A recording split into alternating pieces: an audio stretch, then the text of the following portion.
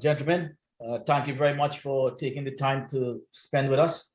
Your time is valuable, and we value your time, and we hope to add some value to you while we're here in the short period of time that we're here. And it is a short period of time, but like the Stoic philosopher Seneca, he said, as a good tale, so is life. It doesn't matter how long it is, but it's how good it is that really matters. And the American poet Maya Angelou, she said that life isn't measured in the number of breaths that we take, but in the moments that take our breath away. And I think what those two quotes have in common is that they're saying that it is up to us to create breathtaking moments. It's not just to sit down and let something happen and wow, that thing took my breath away. No, it's up to us to make those breathtaking moments. It's up to us to add value and quality to our lives. So regardless of how long or short it is, it would be an honorable one. So life, regardless of how long you live it, once you live an honorable life, it would have been a good one. And we have the responsibility for doing that for ourselves, for our families, and those who we come in contact with, those who we associate with. It's about adding value and creating quality in the lives of others. So the question really comes, ask yourself this question: how many times have you set a goal for yourself and you've not followed through? Tony talked about it. When you don't have commitment or accountability to someone else, rules are almost non-existent. How many times you set a goal for yourself and you never accomplish it? And after a year, you look back and you say, oh gosh, boy, I should have done that. Or maybe 2 years or 5 years. Or how much time do you spend in the past thinking about things that you haven't done or you failed to do? Or maybe you have what Jim Collins called a bag goal, BHAG. He said a big, hairy ass goal. Some of us have big, big goals, but we've never embarked upon them for a number of different reasons. Maybe we didn't have the finances, we didn't have the time. Sometimes we have the finances, not the time. Sometimes we have the time, but not the finances. Sometimes we don't have the support. And maybe it's just support you need to give you that courage to embark upon this big goal that you always had for yourself. But really and truly, how much time do we have on this planet? We do not know. Even the Bible says, the living know they shall die, but the dead know it nothing. So whatever it is you find with your hands to do it now, because there's no knowledge, no device in the grave where you shall go. Nobody knows how much time we have. So time is of essence. It's limited. We have no control over it. So really, the question is, if you have been trying to set goals before, or if you have set goals before and never accomplished it, or if you have something you've always wanted to do, but you've never started it, you always keep putting it off, I'll do it next time, I'll do it next time. When is the right time? I'm saying consider now to be a right time. And if you tell me not now, I'm going to ask you a simple question. If not now, when? When is the right time to start working on you, to start working on your dreams, your goals, make it a reality for you? Because there's a Chinese proverb that says there's two best times to plant a tree. One is 20 years ago and one is now. I'm asking you to consider now, working on your goals, working on your dreams, and making a life that you choose by taking intentional action and living an intentional life. And that's the offer that we are offering you by participating in a mastermind group. Now, Tony started, what is a mastermind?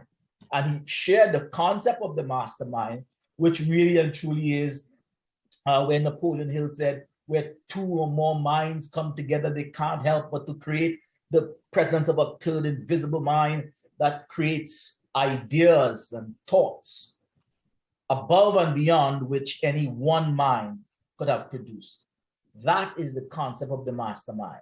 The simple analogy is this. Think of it as you having one apple, I have one apple. You gave me your apple, I gave you my apple. And we walked away. What happened? We walked away with one apple each. But if you had one idea and I had one idea and we gave that idea to each other, we'd both walk away with two ideas. But guess what? Just the coming together of those minds would have created the potential for those two ideas to exponentially increase into a multiplicity of ideas that no one of us could have thought of had we not come together with those two ideas. That is the concept of a mastermind. And that is what we are offering you by participating in this mastermind. So just think about it. Imagine being part of a group of people who are committed to consistently improving the quality of their lives by making their dreams become a reality. And in doing that, each member is supporting each other, not only working on my own goal and my own dream, but I'm supporting and being supported by a group of other individuals who are helping me to achieve my objective, to achieve my goal, to create the life of my choosing. It's like the photo in the middle is helping me to plant my own tree. And sometimes that's all we need. That's all we need. We need a group of committed people that would help consistently encourage us to carry out the set of actions that we already know we need to carry out. We have the ability to do it. We have the resources to do it. It's just that commitment and that support group that we need. And that is something you find in a mastermind. So what's inside the mastermind? There are three main elements of a mastermind group. And no mastermind group can succeed without these three elements. Without these three elements, it's a line. It's a sip and chat. We just get together and we blag. Nothing comes out of it other than old talk. The three elements that make a successful mastermind is a structure, commitment, and the people. Let's look at them individually. The structure. The structure is simple because the group set a date and a time when we're going to meet. It's not haphazard. We set a specific day, a specific time when we're going to meet. The meeting follows an agenda. So you actually have an agenda. You create an agenda for every meeting. You know what you're going to be talking about at every single meeting. The meeting is facilitated by a trained facilitator. Now, the truth is anyone can facilitate a mastermind meeting. But why we choose to use a trained facilitator is because facilitating is a skill. The facilitator has the quality and the knowledge and the expertise to ask the right questions at the right time and get from the individual the truest desire and to help them feel comfortable enough that they can express what's on their mind and construct it in a way that they can see it a little bit better than they were seeing it had it not been for the facilitator. So it's facilitated by a trained facilitator. When you come to the meeting, it's new people you may have never met before. So each individual introduces themselves. One of the things in introducing yourself is to get to know each other, because here it is, you're going to be spending time with people. You're going to be helping people create a life of their choosing, make their dream become a reality, help them to accomplish their goals, and they are helping you accomplish yours. So it's the harmony that's created in getting people to know each other.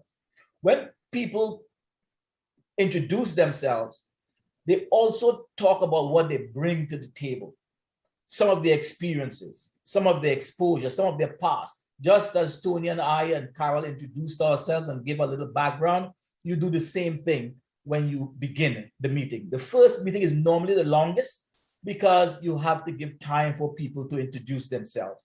They share some of their significant accomplishments. Like I have shared my greatest accomplishment to date in terms of personal achievement in my career is the establishment of my coaching business and the authoring of my first book. And I'm working on my second book. I had to hire a coach to do that. And I had to pay a lot of money. I had to pay to get a coach to help me bring about my dream of authoring a book.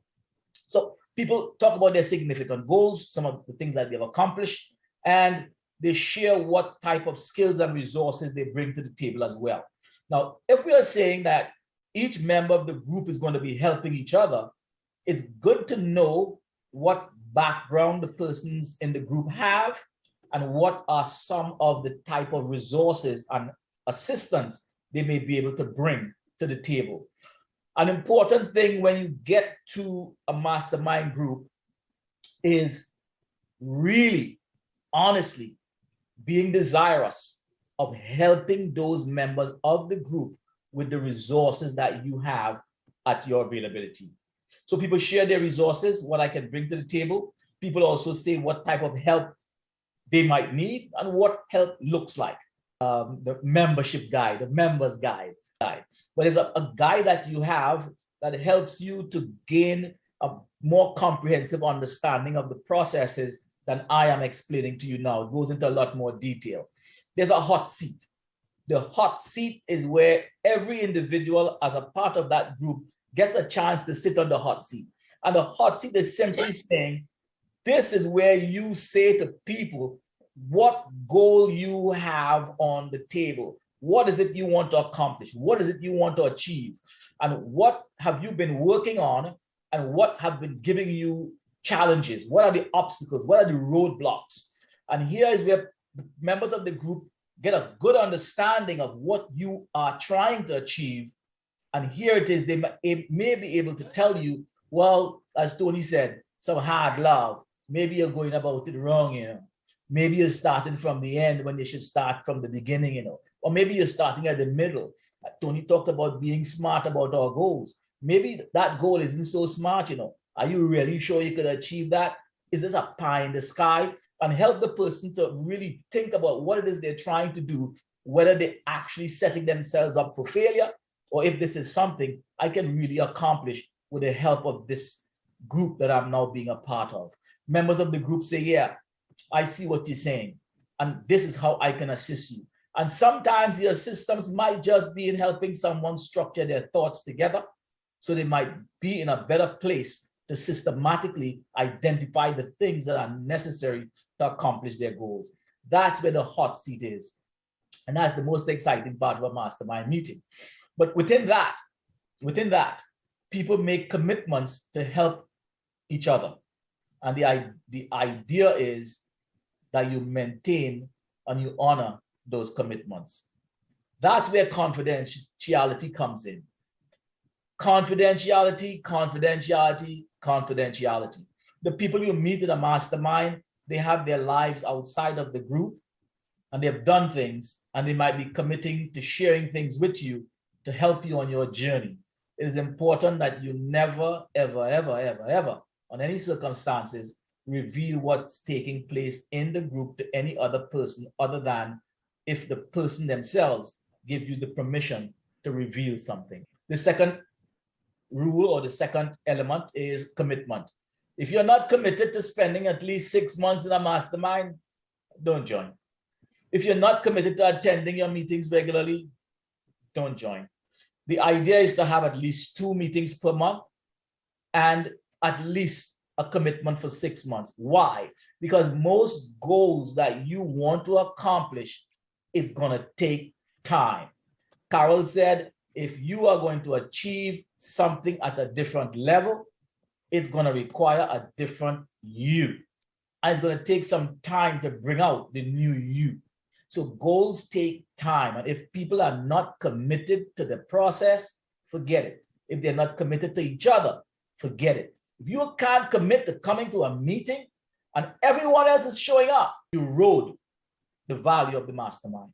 If someone says, okay, this is the support that I need, and you commit to giving that support and you don't follow through, you're going against the process. You're creating harm rather than creating help.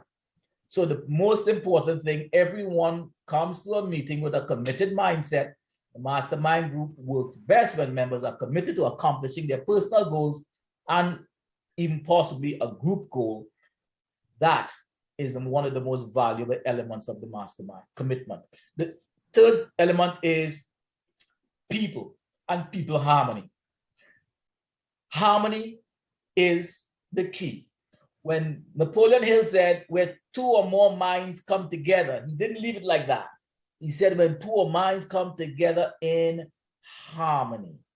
Opposites might attract, but it's harmony that holds things together. It must be harmony to keep the group together. Sometimes you have really negative people. And by nature, some people they're pessimistic because of our experiences, our past experiences on hurts, our disappointments, our letdowns by other people, for example. We have a really pessimistic and negative mindset. And when that happens, they can bring that disharmony into the group, and that shatters everything. So the negativity is taken out. It doesn't mean that if someone is saying something that is really off, you can't say, hey, I think you should really back it up a little bit. Think about what you're saying a little bit. Are you really sure that's what you're thinking about doing? You should give that feedback, that pushback, because sometimes people are unrealistic about what they want to achieve, and they just need somebody honest enough to say, hey, I think you're looking for a pie in the sky. And just that may help them to start looking at things a little bit differently. So the connection in the group is the people, the harmony that they bring. Another thing too is some of the skill sets and the background of certain people. Some people may only want to be in a mastermind with other business people. Some people may want to be in a mastermind with only athletes, because you can join a mastermind to accomplish any goal. It could be affiliate marketing. It could be relationships. You want to find a nice partner, and you join a mastermind group to help you learn some life skills to meet a partner. Some people join clubs to find partners and that type of stuff. So you can be, maybe you want to get better at your health. You're overweight or you're underweight. You're not using your diet properly, and you join a mastermind group for health purposes. It's endless what you can use a mastermind for.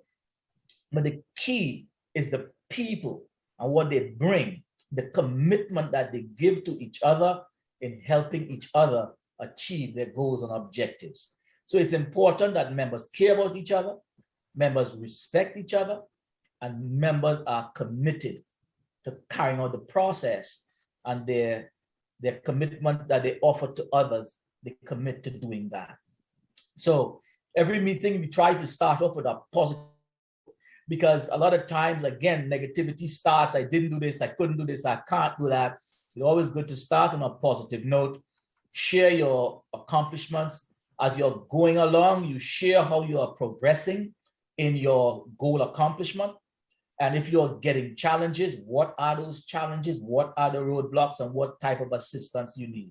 Napoleon Hill also said a really, really important thing. He said, in order to achieve any goal, you must have 4 elements. 1, you must know exactly what it is you want.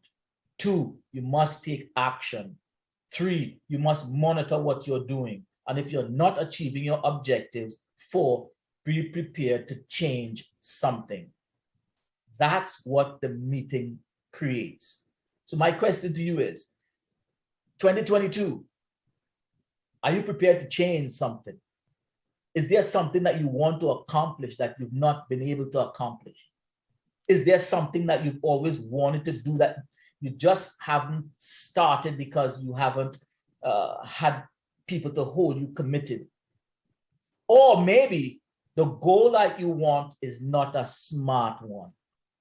The SMART principle we use is simply that your goals must be specific. S. You must identify exactly what you want. As Napoleon Hill said, you must know exactly what you want. You can't be doing 10 things at the same time and expect to achieve high-level results in any one.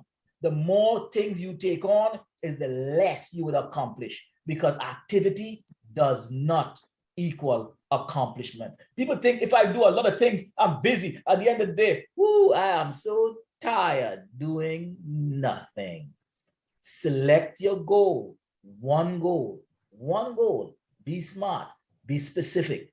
M, make sure you can measure your goal. If you are not measuring, you're wasting time, because some people think I can stand still. There's no such thing as standing still. The world is moving forward. If you are standing still, guess what? You are going to be left behind. There's no such thing as standing still. You're either going forward or you're going backward. So you must be able to measure your performance. How did I do this week? How did I do this month? How did I do over this last 3 months? Am I moving? Am I going 1 step forward and 2 steps backwards? You must be able to measure your goals. It must be attainable. Attainable means that whatever it is you're doing, you are able to accomplish it. And it simply means if you need additional resources, experience, competencies, you may need to go back to school, learn a new skill, do some other thing that would give you value that increases the chances that you will accomplish that thing. That is attainable. It must be attainable to you. If I'm saying I want to be a rocket scientist right now, you're going to laugh at me. Don't laugh at yourself unless it is really to make yourself happy. When it comes to your goals, don't set unattainable goals and look back and laugh at yourself while I was playing the fool with myself. R, relevant. It must be relevant to you, not to me, not to any other person in the group. The goal must be relevant to you. Is it relevant to your spirituality, your physical health and well-being? Maybe it's your career. Maybe it's your relationship. This goal that I want to accomplish, it is relevant to my relationship.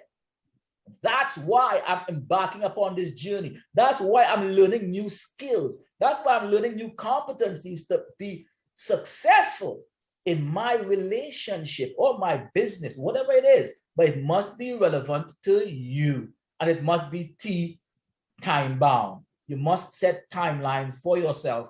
If you're not achieving your goals when you said you were going to achieve it, you need to change something. Know what you want. Take action. Guess what? All action produces results. You might be doing some things that are taking you away from your goals rather than towards your goals. So taking action doesn't mean doing any and everything. It means doing the thing that has the greatest potential to achieve your goals. And if you're not doing that, the only way you would know is if you're measuring. And if you're not getting where you need to be when you need to be there, you got to change something. Who was it that said that insanity is doing the same thing over and over, expecting a different result? We all know that. And yet still, we all fall victim to that. The hot seat will help clear that up, where you can be specific. You can measure your goal. You can recognize if it is attainable. You can really look and see the relevance of it to you. And you're going to be able to set timelines, and the members of the group are going to hold you committed. And you're going to feel a sense of responsibility too, to be committed to these people, to do the things you ought to be doing to accomplish what you need to accomplish in the time that it needs to be accomplished. So the facilitator is key. The facilitator is key because he asks the questions and make sure people clarify things in such a way that there's no ambiguity, there's no misunderstanding. When you come off of that hot seat, you have a clear idea of what you want. But don't be mistaken. It is not the facilitator who is giving the suggestions.